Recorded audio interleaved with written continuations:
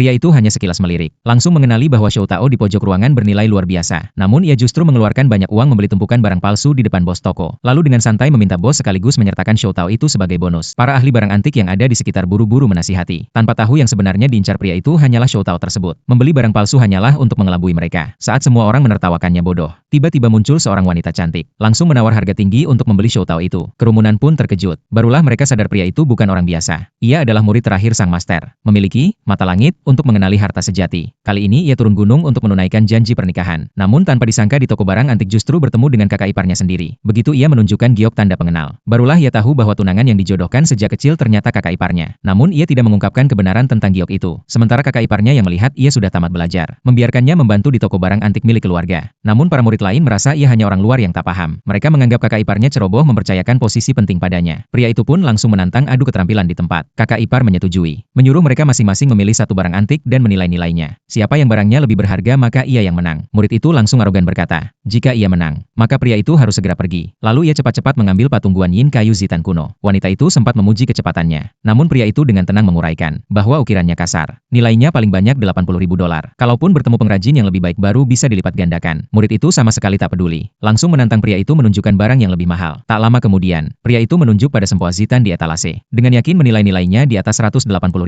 Jauh lebih tinggi dari patung Guan Yin tadi. Wanita itu pun mulai punya pandangan baru terhadapnya. Namun murid itu panik, mengatakan sempoa hanyalah alat toko dan tidak masuk hitungan. Tapi wanita itu tidak menghiraukannya. Malah memutuskan membiarkan pria itu tetap bekerja di toko. Bahkan memberinya gaji $100.000 per bulan. Namun tawaran itu ditolak olehnya. Ia lalu mengamati toko yang sepi. Setelah ditanya, baru tahu toko itu pernah 2 kali salah. Sehingga bisnis menurun. Yang lebih aneh, bahkan orang lewat pun enggan masuk. Awalnya mereka mengira pesaing merebut pasar. Namun pria itu justru melihat 3 cermin bagua tergantung di depan toko. Menurutnya 1 cermin mungkin untuk mengusir roh jahat. Namun 3 sekaligus jelas untuk merusak feng shui toko. Saat kakak ipar hendak keluar menanyakan hal itu, pria itu menahannya. Meyakinkan pasti ada orang di balik ini semua. Kakak ipar pun langsung teringat. Seorang anak konglomerat sudah beberapa kali datang menawar tinggi untuk membeli ranjang naga Phoenix kuno. Namun ia menolak. Setelah mendengar cerita itu, pria itu pun berjanji akan membantu menyelesaikannya. Kakak ipar khawatir ia terluka. Menyuruhnya jangan gegabah. Lalu meminta tolong ia membelikan hadiah ulang tahun terlebih dahulu. Pria itu pun berjalan ke jalan barang antik, berniat mencari benda berharga. Baru saja tiba sudah ada pedagang yang menariknya. Mengaku memiliki keramik Tang Sancai baru ditemukan. Pria itu tahu barang bernilai jutaan tak mungkin dijual sembarangan di pinggir jalan. Ia pun langsung pergi. Tak lama kemudian pedagang di sebelahnya antusias merekomendasikan barang dagangannya. Pria itu melihat koleksinya. Sekejap matanya berbinar. Karena di sana ada pecahan keramik Ruyao dan retakan Geyao yang sangat langka. Bahkan ada Shou Tao batu merah Hongshan, bernilai puluhan ribu dolar. Ia pura-pura bertanya harga. Begitu mendengar angka tinggi, ia langsung menawar keras dari $9.000 jadi $2.000. Pedagang yang tidak paham malah merasa untung besar. Namun tepat saat itu, seorang wanita anggun mendekat.